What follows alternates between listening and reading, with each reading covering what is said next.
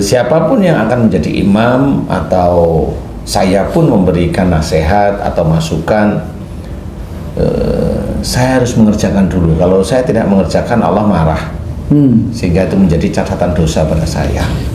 Ya, jadi kenapa seperti itu? Itu sudah menjadi catatan dalam Quran.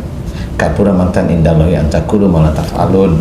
Jadi kemarahan, kemurkaan Allah mendekat dengan orang yang menyuruh orang lain berbuat baik tapi dia tidak mengerjakan.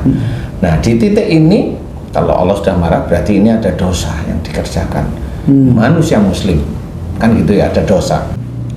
Nah, bagi orang-orang yang merasa dirinya itu berat, nggak taunya menjadi imam, karena beratnya ini disesuaikan dengan syariat yang dia sudah mulai paham,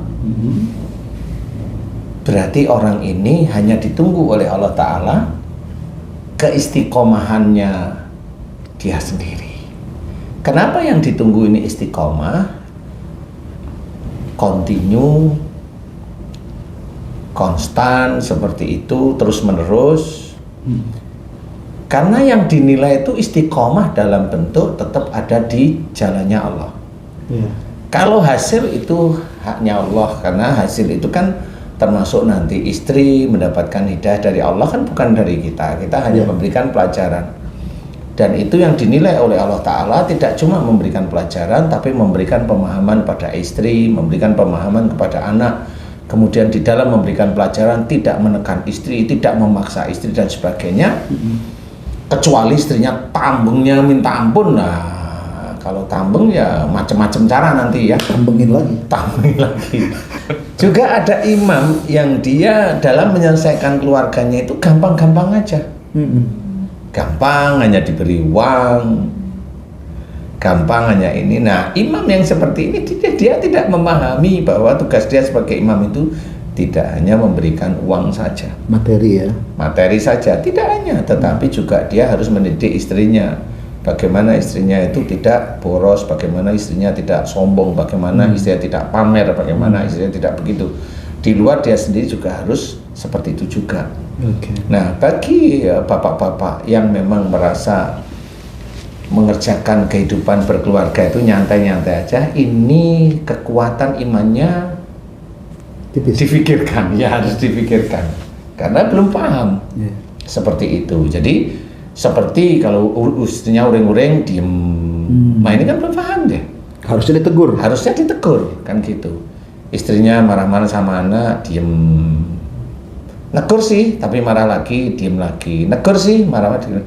Nah, itu sekali-kali negurnya jangan pakai mulut, pakai ATM yang ada isinya. Ya, pakai ATM yang kosong. Itu seperti itu. Yang biasanya maunya pulang bawa uang, pulang nggak bawa uang. Harus seperti itu. Karena cara mendidik itu kan macam-macam. Ini nggak keras, nggak, ini trik saja. Secara harfiah, secara batin, kalau memang dia sayang, ya emang harus punya trik. Bukan trik itu untuk membodohi istrinya, bukan. Tapi niat mendidik. Tetapi niat mendidik, karena dikasih tahu sulit. Sekali waktu dia tuh makan itu sehari 3 kali, kasih makan sehari itu cuma setengah kali gitu.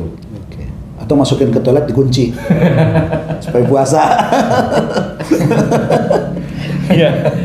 Nah, ini cara-cara mendidik. Dia kan nanti akan tanya, kenapa saya nggak boleh makan? Karena kamu kalau dinasihatin berontak terus dan kamu kerjain apa yang sebenarnya Allah tidak suka gitu. Saya sebagai suamimu, saya harus negur kamu dengan cara seperti ini. Kalau saya marah, saya dosa lagi. Makanya saya negur dengan seperti ini. Kamu mau apa sekarang? Saya protes. Ya, protes mau apa sekarang? Saya protes nggak pulang. Alhamdulillah, mau berapa hari? Mau seminggu, kurang panjang. Gitu harusnya. Tapi kalau suami yang pergi, meninggalkan karena dia susah diatur, susah dikasih tahu, pergi aja kalau. Nah, itu gimana? Ya nggak boleh juga. Nggak boleh juga ya. Karena itu tetap harus, karena masih ada ikatan pernikahan. Jadi tetap dia sebagai arjalu qawwamuna 'alan nisa itu tetap harus dikerjakan. Sekalipun itu perginya misalnya dalam rangka mendidik gitu. Nanti dulu ya. Nanti dulu, karena bisa aja yang dipikir oleh istrinya suaminya yang marah.